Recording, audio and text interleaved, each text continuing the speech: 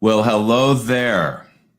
In this day and age, this internet age and day of information, disinformation, misinformation, agenda-driven news feeds, endless marketing and propaganda, and as we all know, polarization, how can we actually know what's true? What lets you know something's actually true or the truth? Might you unconsciously or without even trying, mistake something that's false as the truth? How would you even know? What are the karmic consequences if you do? Like, what does that mean for your life? What does it mean for us as a society, as a collective, as a world, if we are living from lies, if we're not in the truth? What is the truth? What makes something true? Furthermore, if you're not in your truth, if you're in a lie, what does that mean for your potential? Like, what kind of potential can you live out in the world if you're not in your truth or the truth? Is there a difference between your truth and the truth and my truth?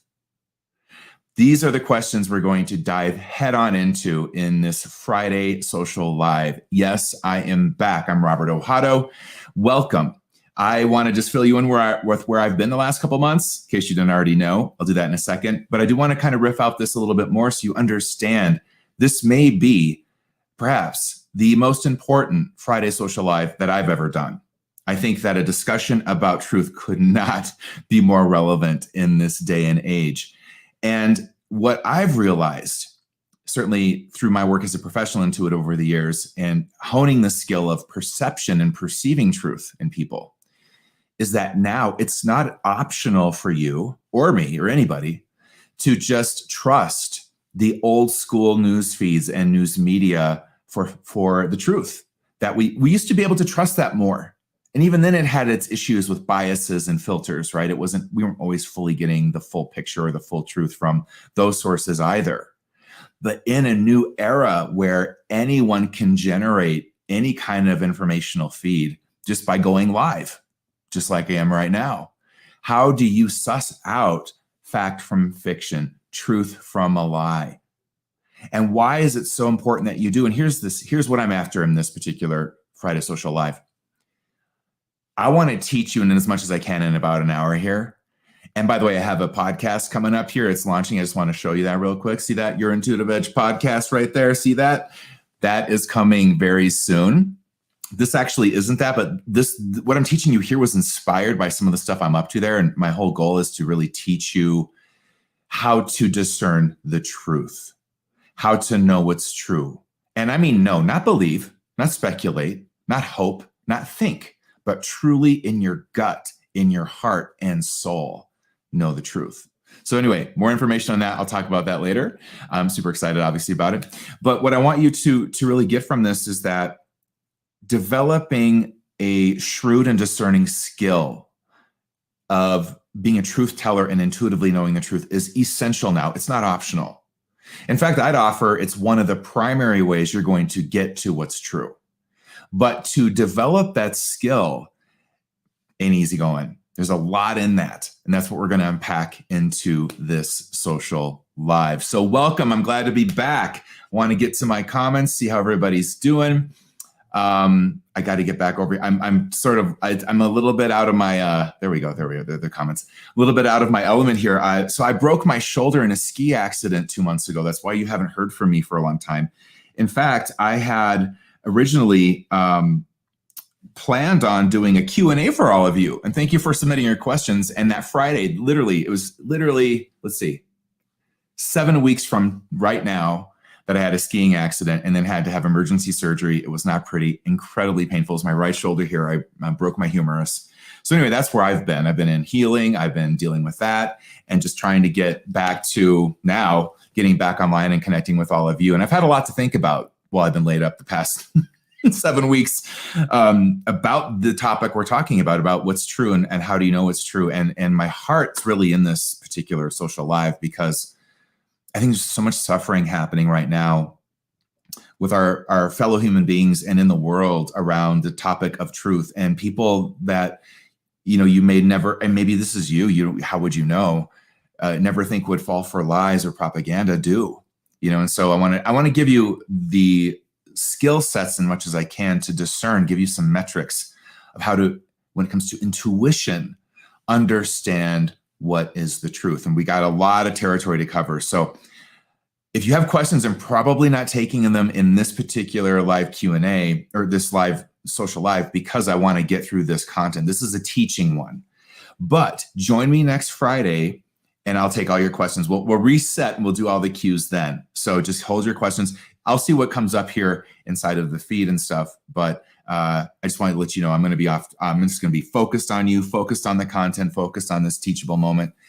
So it's important for us to really glean this. And here's another thing I want to share with you. Right now, as of today, we begin the setup phase for the next Mercury retrograde in Gemini. So it's very interesting. Everything I'm going to tell you and teach you about today is connected to this retrograde as well. And you'll look around, culture, the news, the actual news, everything that we have activated in our lives now around our minds, how we think, how we perceive. And this topic of what's true is a dominant theme. And now we live in an era where we actually, if we want to, we can just sort of, or so we think, self-select truth. Like I'm just going to select that truth because it serves my wounded ego. It serves my keeping things the same. It serves my political tribalism. It serves my sensibilities around fill in the blank. And we're in this new time that is, in a sense, unprecedented. Now, we've always been, folks that maybe don't like inconvenient truths. That's not new to the human condition, not at all. But what is new is our incredible and creative ways to lie to ourselves now. And the incredible and creative ways people can lie to us. That is very new.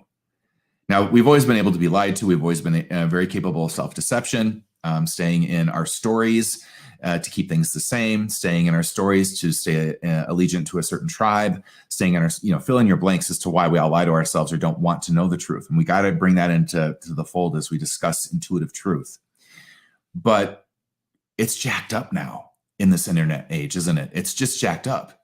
Like you don't even know what you can trust or not trust anymore. And what I want to teach you is how to trust again. But what we're going to go for is, I'm not here to tell you necessarily which news feeds are better or worse, because I think they all have shakiness to some degree and some certainly are better. But I want to teach you the inner way for you to know what's true, a practice. And it's definitely a practice. This is something you'll be doing the whole of your life from here. Teach you in as much as I can how to do that. And let me just tell you why it really is essential you do. Because you could just as soon tune me out right now and go, yeah, okay, I feel some truths coming. Maybe I'm not interested. It might, challenge shadow loyalties I have to my tribalism or my status quo or, whatever it might be. Well, check this out. If you want your potential to be born into this world, if you're feeling stuck in your life, if you're feeling like, I really want to know what my calling is, what my destiny is about, you have got to, you cannot bypass this. You have got to be willing to create a truth system for your life, an intuitive truth system. If you can't create that, I'm going to watch you stay stuck. I'm going to watch you fall into more self-sabotage. I'm going to watch you get more confused. I'm going to watch you double down on lies. I'm going to watch you become increasingly more tribal in a very toxic way. Because that's what happens when we aren't willing to ventilate our psyches, our intuitive system with truth. So this is huge. I mean, I'm coming back with a bang, might I add. So before we get going here, since this is a social live, you can tell I'm just all into the teaching mode here. I want to say hi to everybody. Hello, Kate Zimmer. How are you? And I see Emelisa. Nice to see you. Alex. Alex on YouTube. Love it. So I'm streaming live on YouTube and Facebook. That's usually the only places I stream. Lori, Iveta, everybody's in the house. I love this. I'm glad you guys are here. And I'm drinking I always like to share what I'm drinking. I don't know why I do that, but whatever. Double shot energy, because that's where it's at right now for me. I need double shots of energy. I also just had my second COVID shot yesterday. So I'm a little bit like, it's time to hit the vanilla double shot energy. That's all I'm saying. Cecil M. Hello, Debbie Bond. All right, I'm glad you guys are here. So I just wanted to make that connection to all of you real quick, because once I get talking, everything's going to zone out except for me talking right to you right here. How has everybody been? I mean, it's just crazy. It's taken me 2 months to get back here, but I'm back. And yes, my podcast is going to start producing soon. Let me put that up again. Obviously I'm very, if I can, I'm incredibly excited about it. There we go. So it's called, and it'll be on, it's first launching, by the way, on iTunes. And, really, it's interesting. Let me just share this with you. It's also part of what I'm teaching. And let me put it back up again. There it is, right there. See that? This podcast, the intentionality of it for me is this. And this ties right into today's theme. So listen up. This is part of the teaching I want to offer. Learning to listen to your intuitive voice, your inner self, if you want to call it that, your knowing, if you want to call it that. We have different ways we might speak about this, right?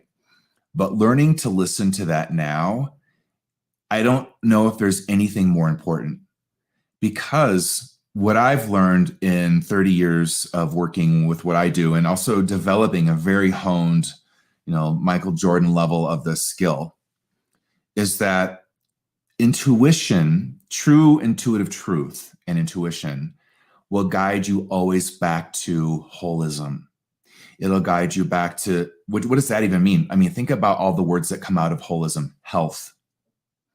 Holism itself, feeling whole, feeling connected, feeling like with clarity the next right choice for you, the next true choice for you, the next true action for you. This comes from intuition.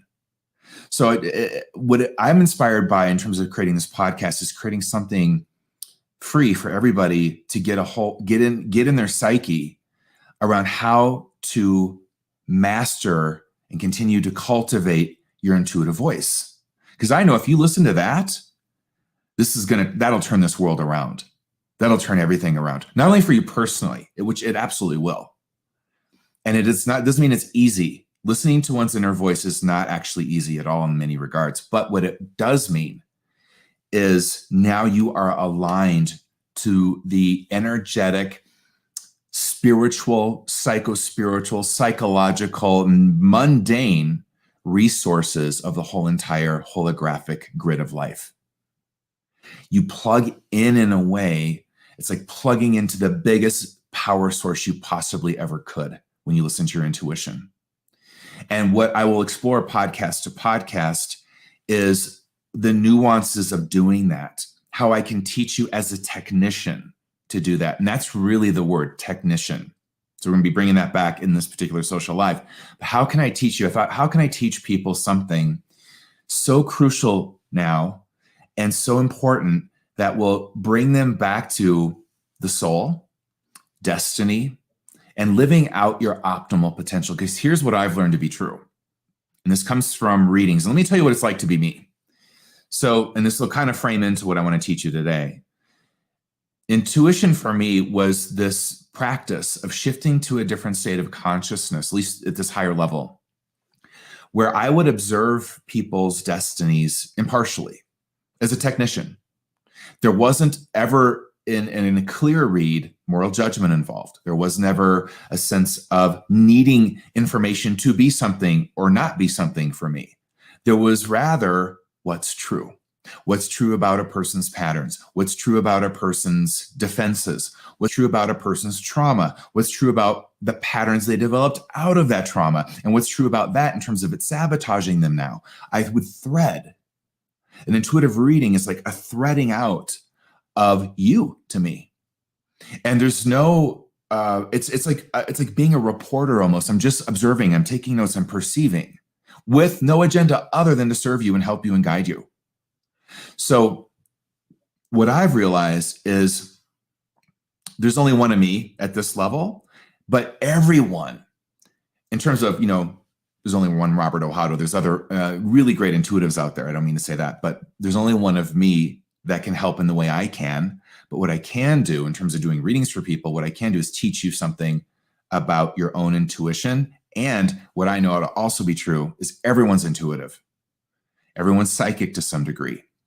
This is just what's true. And as I teach you through podcast to podcast, and even today, I think you're going to make those connections. Like, you know what's true? I'm just intuitive. I'm so intuitive. Sometimes I am miserable with the truth of it all. So yeah, sometimes you just feel like, wow, what is intuition about? And one of the things, let me just add a point here. One of the things as a marker of intuitive truth is this. Intuitive truth can hurt so good sometimes. It has a quality to it of being neutral, but also being directional. And oftentimes, intuitive truth will always guide you to change. It's always going to say, change, transform, move, act, choose, perceive.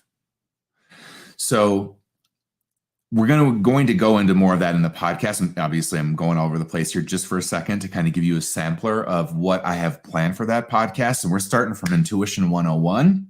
I'm going to work us through to about Intuition 104. And then after that, probably around the 5th episode of the podcast, I'm going to start going in as I build for you some structure to understand your intuition. We're going to go into topics. And that's where we really get to take it to the streets. So I'm so excited about it. Okay. Now, coming back to speaking of topics, coming back to this social live and your comments, by the way. So anyway, your Intuitive Edge podcast, it's coming. Stay tuned and subscribe on iTunes. That's where it'll be first, and it'll be everywhere eventually, but that's where we're launching it first. Okay. Let's begin with some laying some markers down, some terminology down, and becoming tech. Because if we do technical work, technical alchemy with me, you've got to know the terms and what I mean by them, because I don't mean oftentimes what others maybe do. And I always like to kind of get back to a place where we are all ultimately on the same page. All right, I had to get that banner off there so it's not distracting all of you. Okay, back to comments. I'm a little rusty. It's been a while since I've been live. There's always so many things going on here. Okay. I want you to take a step back and just consider the enormity of the era you're living in. You know, I'm approaching 50 years old, believe it or not. I know, right? But the reality of where we are now, I think about my own lifetime. You know, just going back 30 years, what it was like to perceive life, the channels of truth and fact offered for us back then, and look at us now.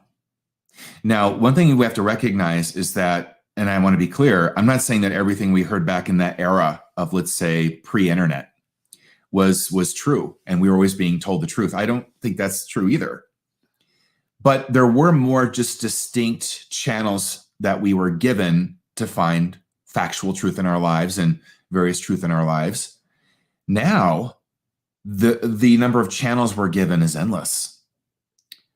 And so that's why now the way that you get centered with it is through your intuition. You have to get centered this way to really discern what is true, what isn't. Now, what you need to know about intuition that is a truth of it is that it is a truth teller. I oftentimes have taught intuitive skills this way. I've said, you know, if you want to know what intuition is, it's just this part of your psyche, your consciousness that sees what's true and says what's true and guides with what's true. Done. Now, obviously, there's more nuance. It's bigger than that in a lot of ways, but at its backbone, intuitive skill and intuition, it's about the truth. It's about being a truth teller. So that is key to understand why you might feel blocked intuitively, why you might feel confused intuitively. One of the reasons may just simply be you do not want to tell yourself a truth that's inconvenient. It's too inconvenient for you. Now, how do we begin to know like what's convenient, what's inconvenient, when we're intuitively blocked, when we're actually jamming our intuition unconsciously? I'm going to get there. Before we do, I want to layer out real quick what I've seen as the 4 levels of truth that exist primarily for all of us. And I'm going to guide you through them real quick. I've taught about this many times, so this might be a review, but I got to lay down the structure here for us to have this conversation. let's start at personal truth. That's the truth most of us know about ourselves and about our lives. Personal truth simply means it's true for you personally. So personally, for me, it's true that I'm Robert Ohado, right? I am a cisgender male. I am obviously white. I mean, I could go on down the list of truths that are self-evident, but also personal to me. It's also personal to me that I have a calling to help people like this through this skill I have of being an intuitive and teacher. I have many other things that comprise my personal truth. Now, as I do this, as I map out 4 levels of truth, you're going to be mapping yourself with me. So you want to look around your sort of room, if you will, both inner and outer, and go, what's true for me?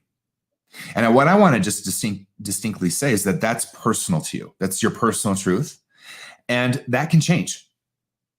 You know, it's personally true that I'm 48 years old. And actually, in about 6 months, it won't be personally true that I'm 48 years old. It'll be 49. So I want to be clear. Truth is fluid in a sense. There are levels of truth that are more fluid than others. And that needs to be understood. That needs to be nuanced. It needs to be taken in. So when we look at how we've arrived at, various truths culturally now, a lot of times we got there in a roundabout circuitous way somehow. And it was, back then this was the truth. But today this is the truth. And I see a lot of people starting to enter in our current challenges here that get into duality with all of this around, well, you said that was true back then. Let me give you a great example, COVID. Initially they said, don't worry about wearing a mask, right? CDC in my country anyway. And then as more information came around, they're like, no, you probably better wear a mask. We're starting to see that it's transmitted through, the air in very small droplets. But then everyone got all upset. Well, you said not to wear a mask before without letting a flow of truth evolve. That's not good for you, not personally at all. Because what happens when it's another issue in your life and you treat that issue the same way? You don't let truth kind of have an evolutionary reveal. And then now they just said yesterday, CDC in my country, that if you're vaccinated, you don't need to wear a mask. So the truth did this whole evolutionary round, right? And now it's back to, well, now we're saying this. And then who knows, in 2 weeks, they could say, well, we think you should wear a mask again. I mean, folks, this is the nature of the fluidity of this level of truth. And when you're in your personal truth, you have to let this flow. Because what's true for you today personally may not be true for you tomorrow. And if you don't let it flow, you're going to completely block your intuitive skill. That's just what's true. You'll block it. You won't let yourself see something new come into your view and shift perspective and shift truth and shift choice and shift action. And that could really sabotage you. So personal truth, it's what's relative here. It's relative to you personally. Now, the next level of truth is actually relative truth. So we got personal truth, and now we're in relative truth. Relative truth is about a truth that's true based on context and conditions. So for me, it's true right now in Aspen, Colorado, where I live, that it's nearly 5 p.m. in the afternoon. However, is that true for the East Coast of my country? No. They're headed to 7 p.m. Is that true for the West Coast of my country? No. They're headed to 4 p.m.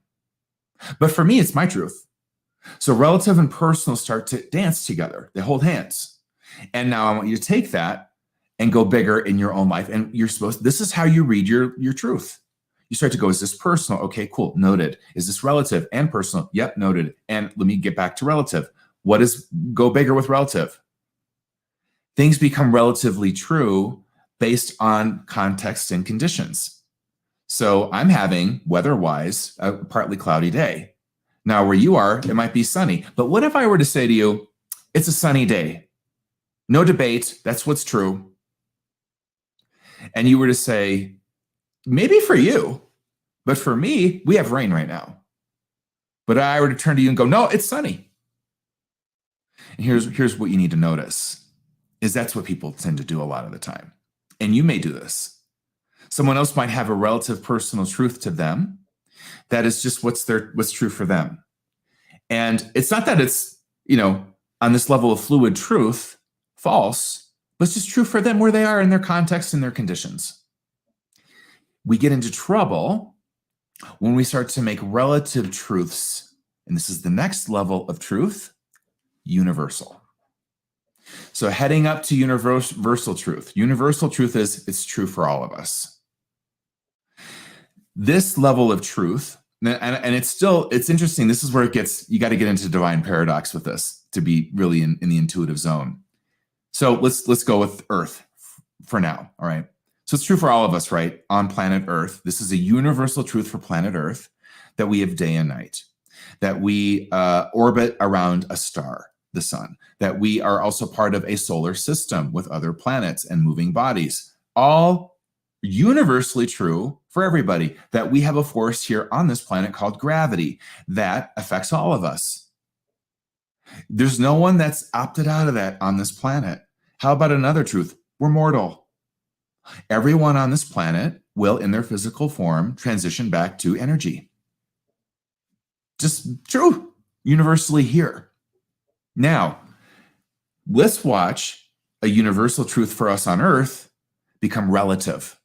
So if I were to, let's just, speculate there's another star system out there, solar system of some kind with other people that are other beings that are, alive, intelligent, and have their own truth. For them, their reality and universal truths may be different relative to where they are. Now, once again, we get into trouble when we take personal truths, relative truths, and then try to make them universal truths. Sometimes they are. So it's personally true to me that I'm affected by gravity. It's relatively true to me because I'm on planet Earth and we have gravity. And it's universally true for all of us on Earth that we are affected by gravity. Boom. But notice if I shift to another planetary system, now we're back to, okay, I gotta intuitively pivot here because you've got different creative laws where you are that hold your creative process and your creative journey in place and direct it through laws of fate and destiny. When we look at something like religion, this is where you can really see what I'm saying play out. And where we end up is, this is the best way to begin us understanding fundamentalist thought, fundamentalist thinking, black or white. So if I'm Christian, then what's true for me personally is that Jesus Christ is my Lord and Savior. I believe in the Holy Trinity. I abide by something called the Ten Commandments, and I participate in various rituals that the church and the papacy has maybe devised for me. And I live my life through a patriarchal filter of God being a he, and the creation story of Adam and Eve. I mean, you get where you fill it in. You know this. But that's my truth as a Christian. Is that true for the Buddhist next to me? No. But what if I make it such that, well, no, it's true for the Buddhist next to me as well? And that's something that's played out throughout history to horrific effect. When you take personal relative truth and try to make it universal for everyone, you're always going to end up in a very challenging place. Now, are you starting to feel where we are now? Are you starting to feel how we live in this culture war? We live in a reality war. That's where we are. We're in a reality war. And I'm naming the players. And that's where you want to start to track yourself. Now, what does intuition have to do with this? Absolutely everything. Let me describe in another way what intuition is as a force in you. Yes, it's a truth teller, but I just taught you there's different levels to truth. Now, I got to go up one more notch. Universal isn't where it ends for me anyway, because I'm someone who has intuitively read what I call the soul contracts of people for almost 30 years. I look at, through my skill set, and perceive your patterns, your archetypal forces in you, the timing of your and unfolding of your destiny. I look at, well, what makes you you? From every level I can, which is psychological, psychospiritual, physically, you are a creative force of life. You are not just also a human identity, which you are while you're here.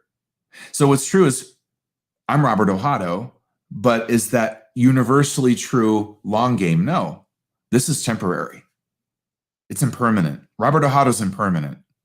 The deeper self, my soul, that's a different story. So there's soul contract truth as well to me.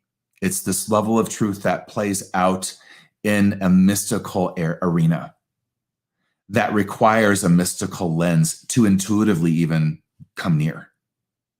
I'm not going there in this particular lesson because I think what's more urgent is that we let's get through personal, relative, and universal. If we can get that done, maybe sometime I'll do a Friday social live on soul contract levels of truth. Because most people don't have the intuitive wiring or bandwidth to go to soul contract truth anyway, frankly. That's a rare aperture. And to get to it, you start from personal, relative, and universal first anyway. So that said, if we're going to talk about intuition as a truth teller, well, which truth are we talking about? Where is it telling a certain truth? Now, I gave you 4 levels of truth, but the truth of it is that they all interrelate. And when we get into intuition, this is what you have got to hear from me. You got to know this. Intuition is responsive, organic, and in the moment. It is not, let me be clear, formulaic. It is not a skill or voice that comes from some projected way it should talk to you or should tell you the truth. It doesn't play that way, not if you want it clear. Most people, near as I can tell, get off in terms of intuitive clarity. They get confused when they try to force onto intuition that it should be a voice that speaks to keeping their status quo intact, to keeping their tribalism intact, to keeping their projections intact. Now, if you do that with your intuition, you're going to start to move out of clarity. Sooner or later, and probably right away, you'll move out of clarity because it doesn't work that way. So, for example, every time I've ever done a reading, a deep dive, I'm sussing out everything, your soul contract, your psyche, your patterns, your archetypes, your fate and destiny, your timing, your cycles, that level of reading for me. I'm blank. I don't go in with formula. I go in with structure, and there is a difference. I want information organized and structured, but I don't go in with a formula. There was a famous psychic, or infamous psychic, maybe I should say, who used to do readings on TV. And as they would do readings, they would often tell people that, your mother was a dark spirit, or your father was a dark spirit, or just information that, from my point of view, was not accurate. I'm the first to tell everyone, and I share this vulnerably all the time, that I was abused as a kid, that my father was a raging alcoholic. I never saw him as a dark spirit. I saw him as a wounded man acting out of his pain and then hurting me and hurting others and himself. But this particular psychic said, well, they're dark spirits if they abuse you. They're dark. That's just not true for me.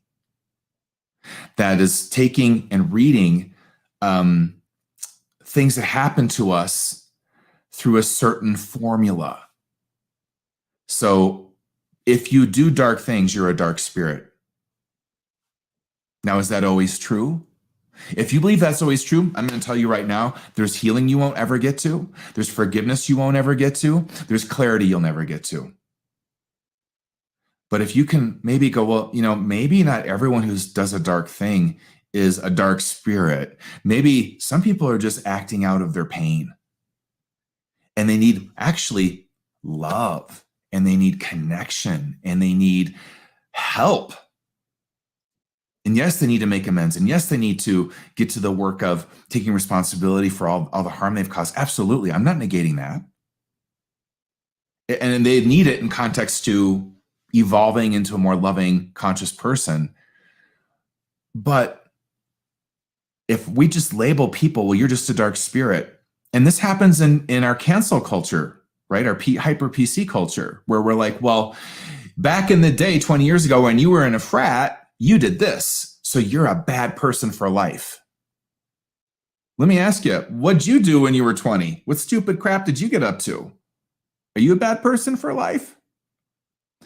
This is all interconnected. How we think, how we perceive, how we either or people forever without any room for evolution, awakening, redemption, forgiveness, growth.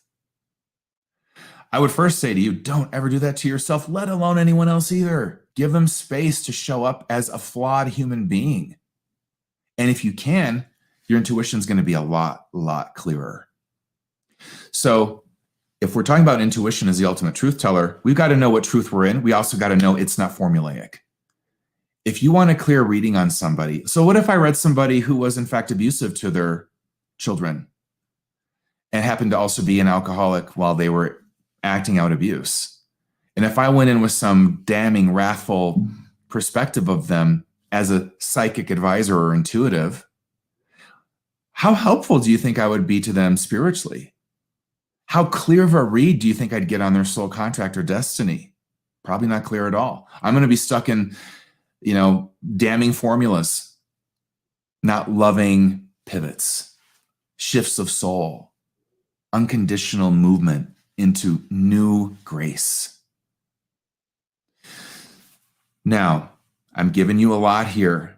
And as it hits you, I want you to just start feeling it through your own wires and tracking yourself.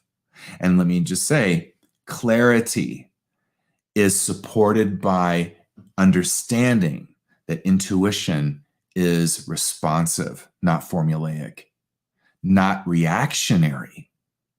It just sees, that's why I say technician, the karmic, technical realities of people, of situations, of things.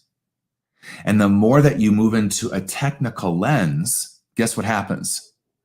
You start to filter out the influence of shame. You start to filter out the influence of judgment. You start to filter out the influence of perfectionism and shadow judgments and shoulds and shoulds and this person's bad, and you start to filter out polarity. You start to see the complexities of systems, and we're all a system. We are all like a system of consciousness. Clear intuition is really ignited by that capacity to say, okay, I got to go in blank. And I've got to be willing to understand this person neutrally, technically, or situation, or group, or myself, technically, neutrally. So readings for me had a sense of neutrality on that level. Now, I would get information through other senses like my emotional system, my empathic system. Other things come in for a clear read to really give a lot of depth. But the backbone is neutral. So when you're looking at your life, and let's say you've got a situation in your life where you're not clear, you're confused. You're looking at the world and going, what the hell is happening in this world? What's the read? What's the truth? My first counsel is get technical, create a backbone of technical perception. And to do that, you've got to understand the dynamic nature of karma, cause and effect. It's a co-creative law here. And it doesn't sit like a lot of people like to think, near as I can tell in the work I've done, as some sort of, judge that doles out punishment and reward. As soon as you say that to me, I'm going to point you to the people that are billionaires that are doing horrific stuff in the world to get that money, to hold on to that money. And I want you to look me in the face and tell me how they're being punished. It's not, it's structural, it's technical. This is not moral. Now, there's morality in terms of connectedness and holism. Yes. They're doing things perhaps that are very disconnecting for them. They're probably, in that sense, soul sick. Yeah, I'm with you there. That's a clear read. But let's get out of karma being about punishment and reward. It's not about that. It's about learning. And you got to know the co-creative laws of learning and how they work here which most people really don't. So this is our entry into what is truth, what is true. And I would offer you just stay in a flexibility around your own truth process. What's true for you today may not be true for you tomorrow, and that can be just fine. And there are certain things that may be true forever, both and. Now, as an aside, we're entering into this Mercury retrograde in Gemini, and these are all Geminian themes. Gemini is an archetype that's about seeing things. We on the surface, you've heard astrology talk about Gemini as the twins, and then there's always the good and evil twin, the ugly, pretty twin. It's always about polarization and duality. That's the surface. The lesson and growth of Gemini is about everything in between polarity. It's about, hey, it's not black or white. It's many shades of different colors and many shades of light and dark. Can you grow with that as a co-creator? Can you move with that as a co-creator? Now, I am opening up my membership, by the way, in a month. It only opens twice a year, so get that on your calendar if you're interested, in which I do all my astrology work now. So coming up here as soon as Mercury goes retrograde on the 29th of May, which is when it actually goes retrograde, we're in the setup phase right now, where we're starting to activate. But I'm going to actually talk in depth about some of these themes. These are very adjacent themes to the retrograde itself. But just FYI, I want to put that on your radar in case you're interested in joining us in the membership. Now, we've got to have a conversation about truth and tribalism. And we've got to have a conversation about the shift of tribalism as a pattern and archetype for us as human beings. Traditionally, tribalism has been understood as give up identity, give up freedom of thought, give up independence, give up independent expression, give up individuation and individuality to be part of the tribe. The tribe matters more than you. The tribe, and to keep the tribe alive, you can't be someone who questions authority. You can't be someone that questions tribal leadership. That's very relevant these days. You can't be someone who questions tribal authority in any way you want to. So that's the old model of tribalism that we've known. And there's a new model emerging in us psychologically, psychospiritually, and I would say as a mandate of our evolution and survival. And I'm going to, using astrology here, say this is an Aquarian model of tribalism, which is to say, inside of each of us exists a genius, exists something unique that we were born. And I mean this without exception. I have never read someone who didn't have this. Now, I can also qualify that and say certain people had different levels of impact with their uniqueness, but everyone's got something to offer. So, or visible impact anyway. When you're looking at yourself this way in terms of, because here's the truth. We're all fundamentally wired to be tribal. It actually is a survival wiring in us, and it can be a lovely thing. But the new Aquarian model of tribalism says this, okay, I need you, says life, says evolution right now for all of us. I need you to become very connected and conscious of your genius, the unique grace you carry, the unique light you carry, however you want to language it. And not only do I need you to become conscious of that, I need you to become an individual. I need you to become an individual that does in fact just think for themselves, perceive for themselves, choose for themselves, act for themselves. Now, does this exclude us from, making choices on behalf of a greater holism or good or greater group? No, not at all. That's not what this tribalism is about. This tribalism is about, listen, I have to maintain and create some sort of, and here we go, connection to my intuitive system, my intuitive creative system, my intuitive guidance system. And I can't be in tribes that demand I give that up. Because if I give that up, now I'm going with whatever tribal thought form or belief system or pattern that tribe operates on.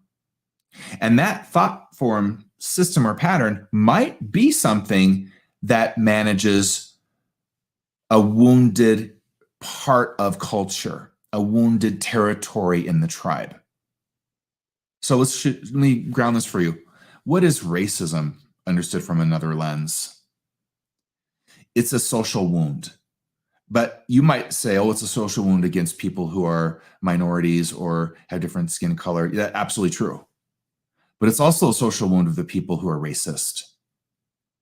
If you really feel you're enough, you don't got to go put other people down. You don't got to take their power. You don't have to make them second class. You don't have to segregate them out of the whole. You would go, hey, we're all equal. We all have value. I know that because I feel my own. So when we get into things like this, and we get into groups that are tribal under the umbrella of something like racism, we're talking about a psychological wound for that tribe. Now, track with me. How much intuitive guidance do you think a racist can run through their system? Yeah. How much, if they were to get guidance from their soul, from an angel, hey, love thy neighbor as yourself, you think they can hear that? No. In fact, being tribal that way demands they never hear that. Ever. So how clear of a read do you think a racist is going to get on their own lives or on the needs of their children? Not clear at all. It's always going to be conditioned, thwarted, stopped by the racist pattern alive in them. That's managing really their insecurities. As a gay man, I've always known to some degree, in many instances, that people that are homophobic likely don't have a certain connection to their own sexuality that they feel empowered by. If they did, they wouldn't come after me or my community. You know, someone comfortable with their own sexuality is going to be comfortable most likely with other people's as well. So intuition and its clarity and how it works is connected to all these factors. And when you're and this is why I'm doing this podcast, because we need to take this podcast by podcast. I'm unpacking like a whole volume of things here that you probably have to listen to like 5 million times. But when you're trying to figure out, you thought, oh, just give me 5 steps to get to my truth. Oh, no. Because what am I actually talking about right now? I'm talking about shadow work. We've opened the door to going into the unconscious part of your psyche. And I've said to you, listen, I'm saying to you, listen, you got to look around in here, because whatever's in here, the shadow side of you, it has the capacity to distort clear, intuitive guidance. Now, I want you to extrapolate from the extreme example of racism I just gave and find your own things to fill in. So maybe for you, it's something else. What blocks your clarity? What blocks you from telling the truth? If I were to say, hey, there's a universal truth. If you align to this universal truth, we are all equal. All of us, without exception, without condition. Imagine how much more guidable I become by spirit. Imagine how much more guidable I become and capable of hearing my calling, which is to serve my fellow human beings, versus someone who, to stay tribal, in whatever tribe they're in, shuts down, collapses down into a certain, well, I can only hear this, because if I hear any more, I have to leave the tribe I'm in, and I'm not interested in that. Now, it's easy to look at something as extreme as racism or other things or homophobia and go, oh, well, that's them, not me. And I'm telling you, it is you. It absolutely is you. It's me too. It's all of us. We all have this dynamic to contend with when it comes to the truth, when it comes to how guidable we are, when it comes to how clear we can hear our intuitive voice. None of us is out of this arena.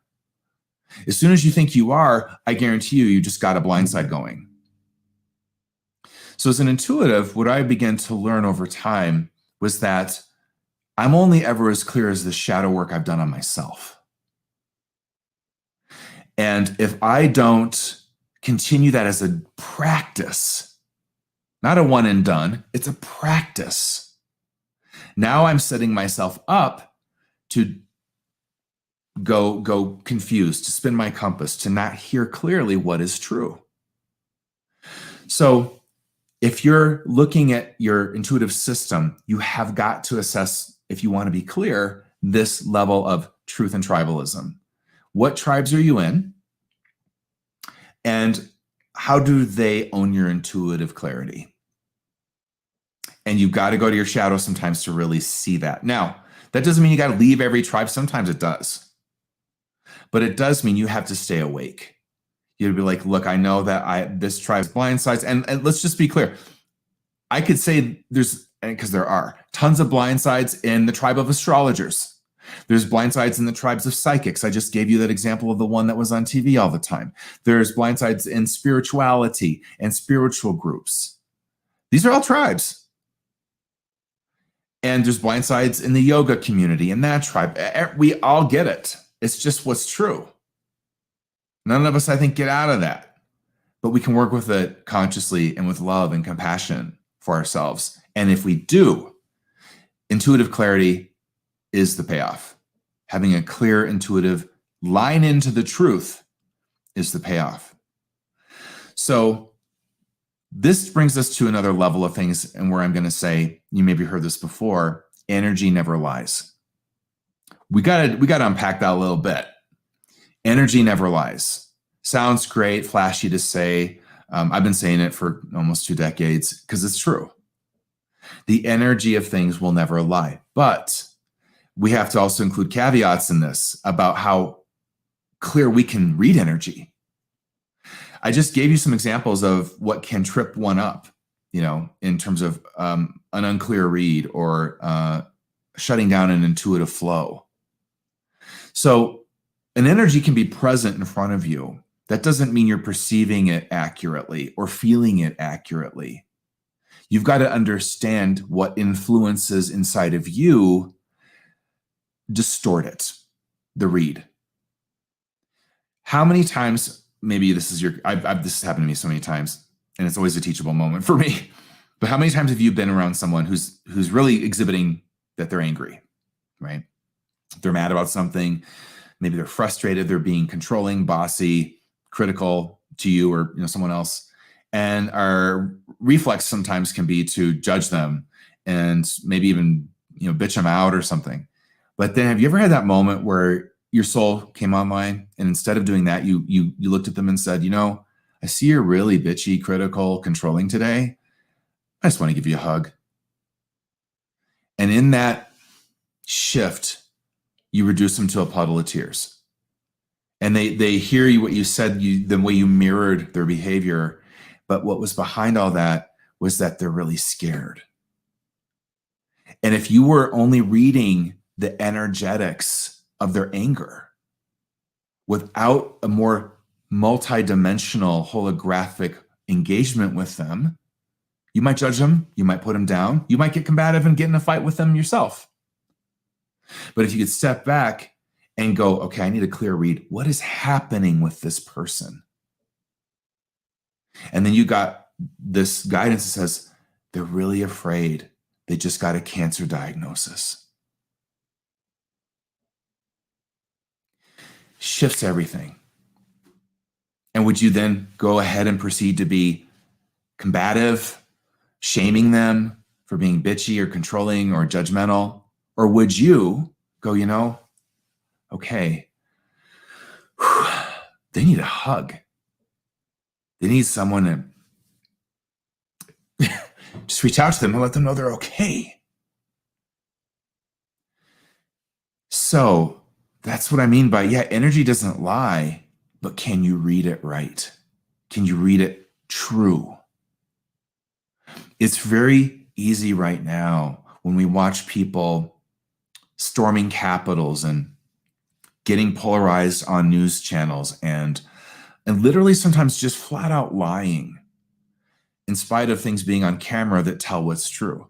When we watch people moving into these psychological reorganizations to stay tribal and watch their spirit leave them as they do and their ethics and morality leave them as they do, it's a very hard time right now. But if we could step back, that is maybe what's presenting, but what's behind it?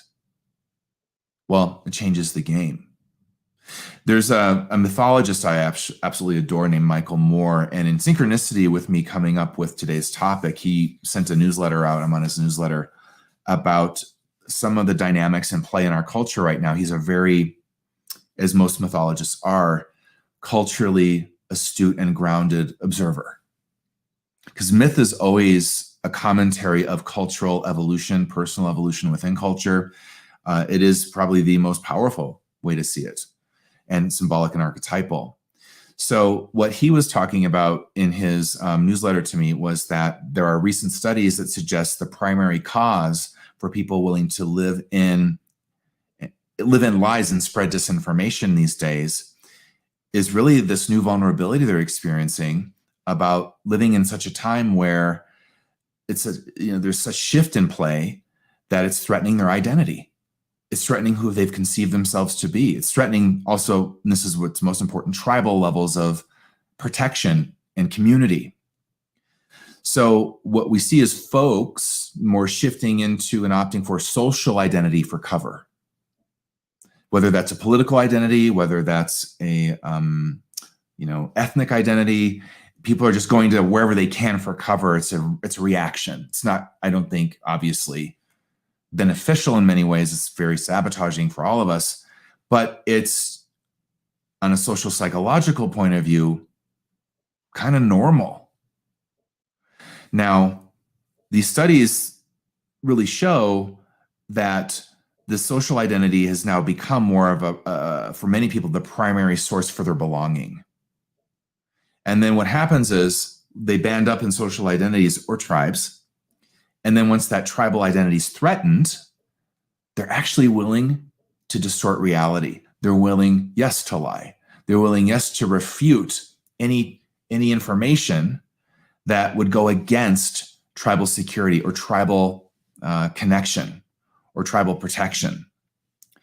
Now, perhaps many of us in a way want this tribal security blanket. It's just, our natural default, but we have to really realize as this is playing out that this kind of blanket comes with a huge price.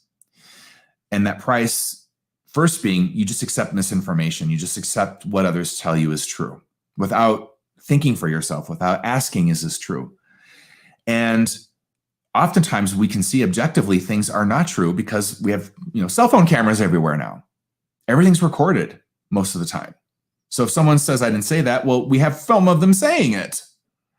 That's where we are. But this information and rejection of truth, it creates a kind of intimacy within the tribe. Paradoxically, and kind of in a shadow icky way, it creates an intimacy. Ooh, we're all going to, lock in and double down on whether it's lies or misinformation or disinformation. We'll just be in it together. We're in it together. Where we go one, we go all, right? Yeah, because it gives that sort of false sense of security and assurance to their identity that they feel is under threat. Now, we could all go on the surface and read this and have our opinions and feelings about it, and that's all fine. I'm not making any of that wrong. But I'm talking about truth. I'm talking about intuitive reading. I'm talking about intuition. I'm talking about understanding from a deeper point of view. So you, as a light worker, know where to bring the light, how to bring the light, and how to stay connected to yourself at the same time, and not entrain yourself to the dark that they're already caught up in. So what Michael Moore writes further about this, I'll just read it verbatim from his newsletter, which I thought was great, is this idea that this is really outsourcing one's identity to a tribe. You're giving it over to a tribe. And this can explain why people do what they do these days. And why some people, and I've had people personally in my life where you just watch them become someone else and you're like, I don't know who you are anymore. What happened to you? And it's shocking. It's genuinely, and this is the same dynamic, not the same thing per se, but same dynamic that was in play in Nazi Germany. These dynamics are not new. They're just reincarnating now in this new time. So when someone becomes suddenly radicalized in any kind of way, and it changes their capacity to listen to reason or to reason at all, or to objectively look at facts, this is the territory I'm talking about. Now, pause button. Intuitively speaking, how clear was that person's intuition going to be?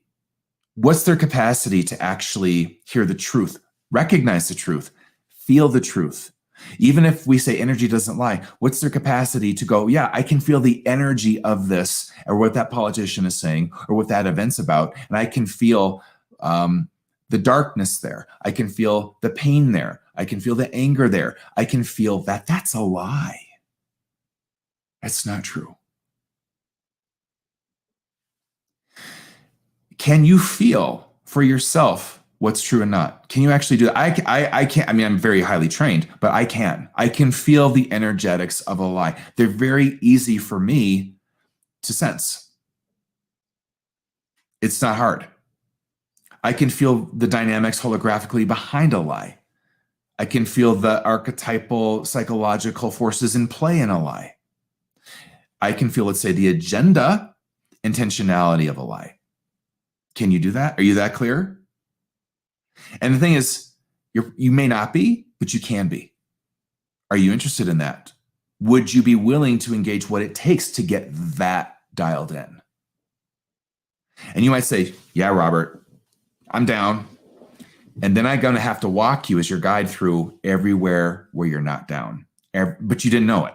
Everywhere where you're not clear. Everywhere where you would give up clarity to stay tribal.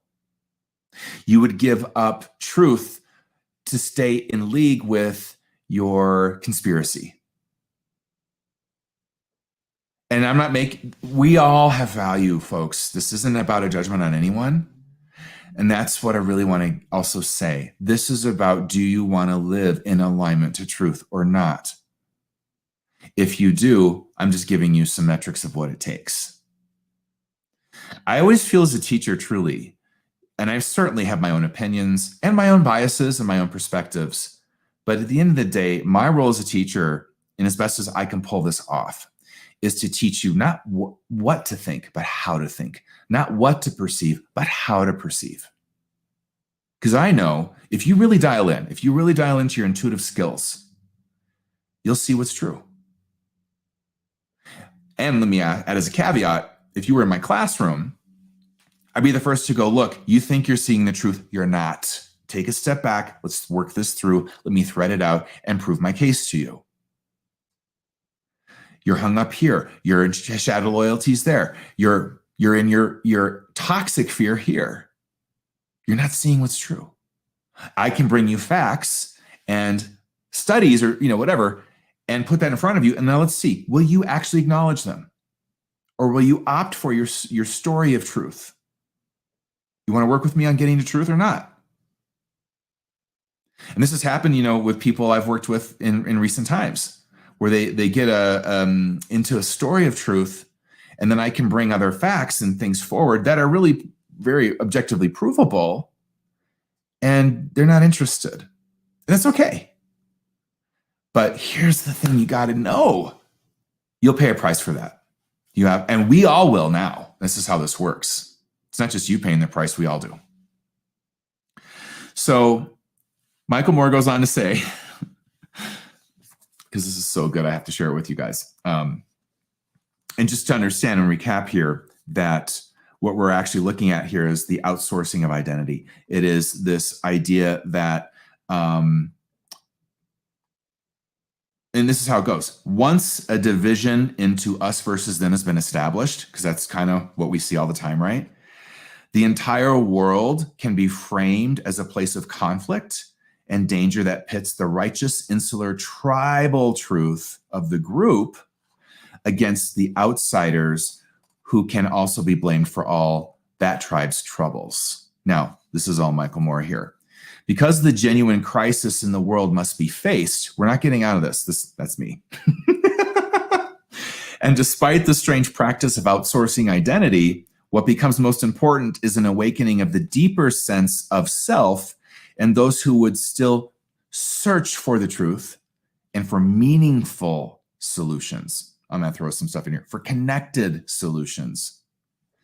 When the waves of disinformation and misinformation and the high tide of big lies and false beliefs have arrived, the search for truth becomes more important. Hello, that was me. And the meaning we are each called to search for begins with the living truth that can be found in the inner resources and sense of deeper self already present and waiting to be found in the heart and soul of each person. So I found it astounding. I was creating my outline of what I wanted to talk to you about for this social live, and then I got that in my mailbox. I'm like, okay, I love me some synchronicity. I'm going to get connected. I'm going to bring some of that. Now, continuing this discussion, I also want to add something else in here that's more obvious, but I got to say it. When I was teaching my Empathic Soul Love Rebel Masterclass, it occurred to me that when we talk about becoming multisensory or intuitive skills or abilities, what I have found very common historically in spirituality and self-help and people that study this or teach it is that no one really ever tends to address that when we go to multisensory levels of perception, we don't leave behind the five senses. Folks, your five sensory apparatus still matters. So if you see something with your eyes happening in front of you, that's part of the truth, oftentimes. So if you see someone being beaten, that person is being beaten. If you see someone beating a cop on the Capitol steps of the United States of America, that cop's being beaten up. And I think it's important because if you don't, you recruit, multisensory means all of your senses, from the clair senses of clairvoyance, clairaudient, claircognizant, anything that might be more in the energetic zone of your energy senses. Yeah, I'm all down for that. That's what I'm talking about. Your intuitive channel is made up of those, but it's not mutually exclusive of your five senses either. And of dominant, this is, the psychologist in me coming back from college, dominant stats and rats. Measurements that we use, they're all connected. They're all informative. To get to the truth or an actionable truth in our lives, I would recommend that you stay awake to all of it. I mean, I could give some extreme examples. I'm going to try to behave myself here. But if you were to see someone being harmed and then not absorb with your eyes the reality unfolding in front of you, instead opt for some energetic spin team in your head, that's not clear intuition either. So we're in a time, I have to say this because we're at a time where you'll see people in media try to tell you you're not seeing what you're seeing. And then I'd go, well, if energy doesn't lie, how are you ever going to get to the energetic part of what you're seeing when you won't even look what you're seeing in the eyes, literally? So you've got to now take a step back and go, being multisensory, being intuitively dialed in is about all senses reporting in, all of them. Now, if you're seeing something, let's say out here, that isn't matching your inner sight, well, then we got to go into that and go, well, what's going on? Absolutely. And that can happen, both and. But stay awake. All your senses matter. Come on now. Now, moving down the line here and coming back to, the topic here, which is how can you intuitively know the truth? How can you intuitively know the truth in an internet age, in this new age where, man, these phones we have, I mean, think about what we're perceiving and what we're misperceiving, what we're seeing every day. Is it true? We're going through, in a lot of ways, I see this as just growing pains that we're going to come sooner or later. Moving into an internet age, this was going to happen. The question still remains, do we want fate or destiny with it? Do we want to get the 2x4, smack in the head level of learning these lessons? Or would we rather opt for little gentle whispers and taps on the shoulder and nudges from angels? The reality is we're already getting a bit of both, but this is where our free will shines. This is where you become responsible for the quality of how you learn a lesson. You do. And now we do. We're all co-creating in group energy in ways I don't think ever really have, and it's fast. It's fast. But that demands new skills, new shrewdness intuitively. So coming down the line of the things you need to kind of look at in yourself to stay intuitively clear and grounded, a multisensory approach to truth includes all the senses. Got you on that one. Now we got to shift to news. What is news? What is propaganda? And what does it mean to self-select the truth? We're in a time now more than ever where you and I both can decide, well, I'm just going to select this truth, not that one. And we've always done this to some degree. This is not new. It's just jacked up because of the internet now, right? And the way that this plays out is we self-select news feeds, and those tend to go through political tribal lines, right? Like whatever tribe you're in. This is why really I am a registered independent politically, because I think it's important to stay in a space of neutrality. Now, there can be truth on all modicums of truth in every stream, but you have to understand what's true now is that we get far more spin and spell and opinions from news feeds and news media sources than we do facts. That's for every news source I can think of, right? I think there are purer forms of news that do exist and that are emerging as an urgent need for us that give just more, hey, this is what happened. Now, let's just break this down. I think this is worth our time. News just presents, in the truest sense of news, this is what's happening factually. News just represents and presents factual elements of reality without an emotional interpretation. Did you just hear me? The true definition of news is presenting factual elements of reality without an emotional spin, political spin, interpretation, opinion, etc. Now take a minute and go, think about this. Where does that actually exist? Where does it actually exist now? I can think of a couple sources. Vice News for me is one source I tend to like. They don't tend to do much opinionating on things. They just kind of cover things and very quickly. They don't spend an hour talking about one thing. They're done with a topic within 2 minutes. But beyond that, and there are probably other sources, maybe you know of some, our news feeds are very different now. They're more opinion-based. Most news anchors aren't really news anchors traditionally like they used to be. They're talking heads. They're people that are, and that's. I don't want to make it right or wrong per se, but we have to understand when it comes to our relationship to the truth and our capacity to intuitively know what's true. You got to start naming the things that might distort truth. Opinion is someone's interpretation of truth. Opinion is someone's perspective. And sometimes they can be razor sharp and shrewd and discerning and elevate us to new insight and new perspective. Absolutely. But now we got to understand what's propaganda versus news. Propaganda seeks to emotionally trigger you. Now, you're being triggered for a reason.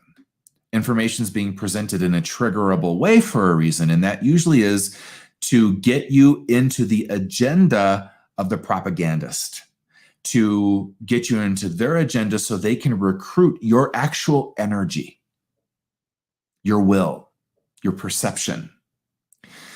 And why would they want to do that?